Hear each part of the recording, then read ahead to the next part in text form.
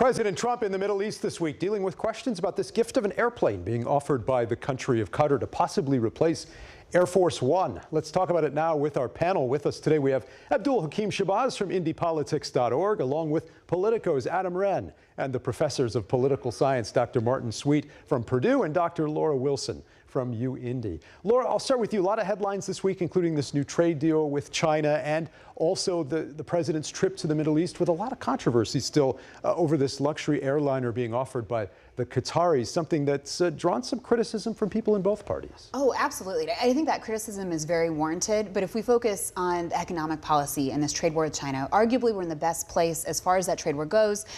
Trump has made it clear this is kind of the cornerstone of his economic policy. And yet that uncertainty is its greatest liability. And we see that reflected. The University of Michigan had the Consumer Sentiment Index released this week, 5 months in a row of low numbers and decreasing numbers, right? Investors don't like the uncertainty, consumers don't like the uncertainty, and I think that's really kind of clouded what has become his signature economic policy for the president. Martin, what stood out to you the most this week amidst all that? Well, it's the trade deals, UK and China. Those are two of our three biggest debt holders. Japan, I would actually probably imagine, is next, given the size of the debt that they hold for us.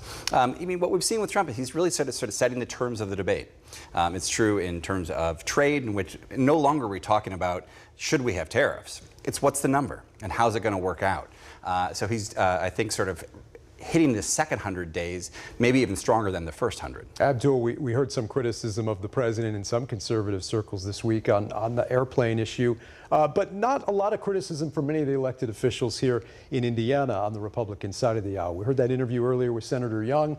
In the past, he's been critical of President Trump at times, perhaps not as much lately, as he also starts to run these campaign-style ads 3 years before his next primary. We had a conversation this week with Senator Young, almost at the same time that you folks did here at Fox 59.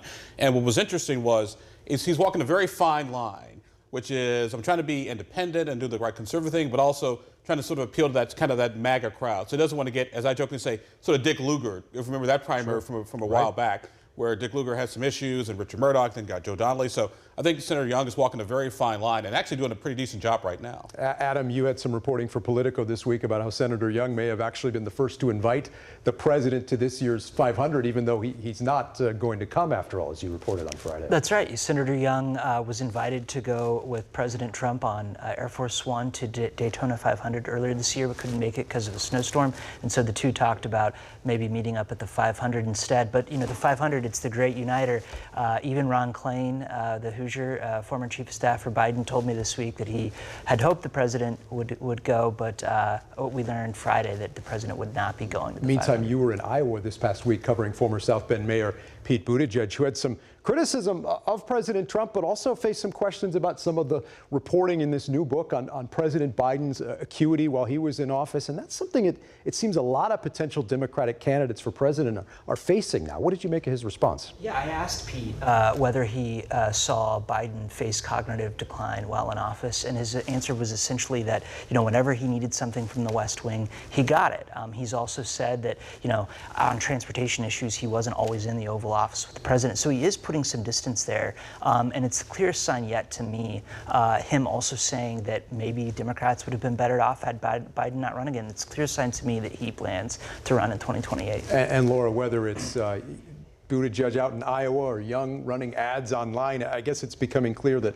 2028 is coming a lot sooner than it might seem. It is. I think we think of elections as cycles, but they're really endless now. And in our defense in Indiana, in 2026, we don't have a gubernatorial race and we don't have a Senate race. So it'll be fun for other people in the congressional races, of course. Really, the focus is 3 years from now in that 2028 election. Martin, meantime, another member of Congress from Indiana facing some scrutiny this week. Congressman Jefferson Shreve reportedly making hundreds of stock trades since joining Congress, perhaps even involving some companies his committee oversees. It's not against the law, but this week it seems to have more people asking if it should be. Right. There actually is a pretty strong bipartisan reform efforts afoot that would try to limit what is sort of being termed insider trading, which is really a misnomer, right? Because everything that is really happening in Congress is out in the open. But what happens instead of who's really aware of what's going on, who's really receiving this, is really left to insiders. And so I think people sort of get an idea that, oh, there's something nefarious going on here. It doesn't smell good, but I'm not sure that it rises to any sort of ethical problems just yet. But in all due fairness to Jefferson Shreve, I spoke to him actually this week about that whole controversy.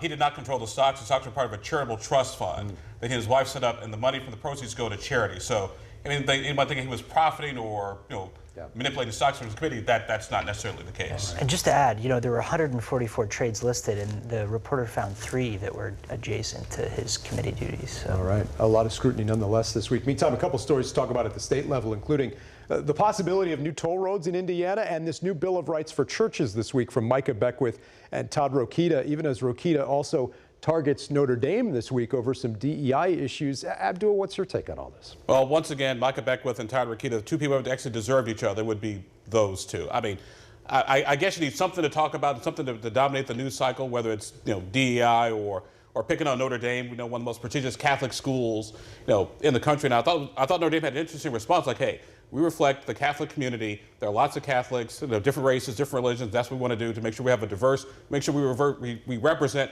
our university. So I don't see what the big deal is here. All right, coming up next, a special ceremony at the Indianapolis Motor Speedway for our newest American citizens, just ahead of the Indy 500. That's next on In Focus.